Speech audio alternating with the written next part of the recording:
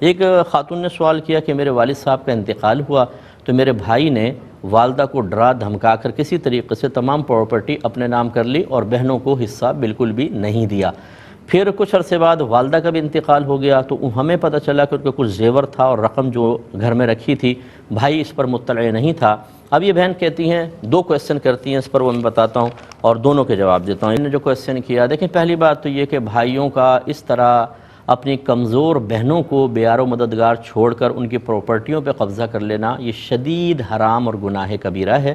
اور نبی کریم صلی اللہ علیہ وسلم کے فرمان ذیشان کے مطابق جو کسی وارث کو اس کی وراثت سے محروم کرے تو اللہ تبارک و تعالیٰ اس کو جنت کی میراث سے محروم کر دے گا۔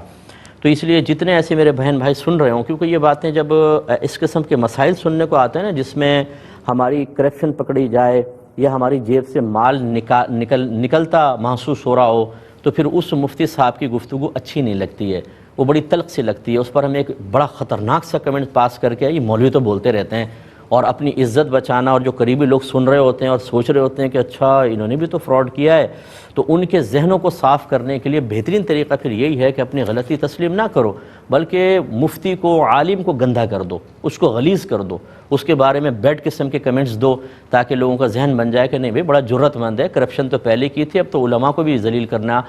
ہے، اس کا مطلب ہے کچھ نہ حق پر تو ہوگا۔ تو خلاصہ کلام یہ ہے کہ بہرحال ایسے جو بھی سن رہے ہیں، خدا را اس کو واپس کریں، حقدار کو اس کو حق دیں، اس پہ کسی مستند ادارے سے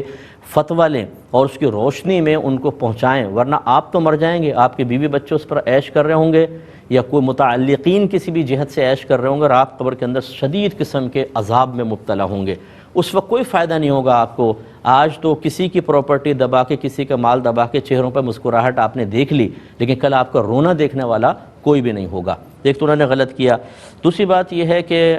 جب آپ کا کوئی حق چھن جائے تو وہ جس طریقے سے بھی حاصل ہو رہا ہو اس کو آپ حاصل کر سکتے ہیں۔ مثال کے طور پہ اب جیسے والدہ کا ہے، انہوں نے ایک کویسچن تو اس پہ یہ کیا تھا کہ وہ والدہ کے پاس جو سونا تھا پتہ نہیں وہ ان کو ہبہ ہوا تھا یا نہیں ہوا تھا، تو ہبہ ہوا ہو نہ ہوا ہو آپ اس کو لے سکتے ہیں۔ سب سے پہلے جو بھائی نے پراپرٹی پہ قبضہ کیا اس کی ویلیو نکلوائیں اندازے سے کسی پراپرٹی ڈیلر سے، اس کے بعد اپنے حصے نکلوا لیں، ٹھیک ہے۔ حصے نکلوانے کے بعد دیکھیں، فرض کر لیں آپ کے حصے میں 10 لاکھ آیا، دوسری بہن کے 5 لاکھ، تیسری کے 4 لاکھ، فرض کر لیں، تو اب اس سونے اور چاندی کو آپس میں ڈیوائیڈ کر لیں تو وہ آپ کا ہو جائے گا، کیونکہ بھائی حق سے بہت زیادہ پہلے ہی لے چکا ہے،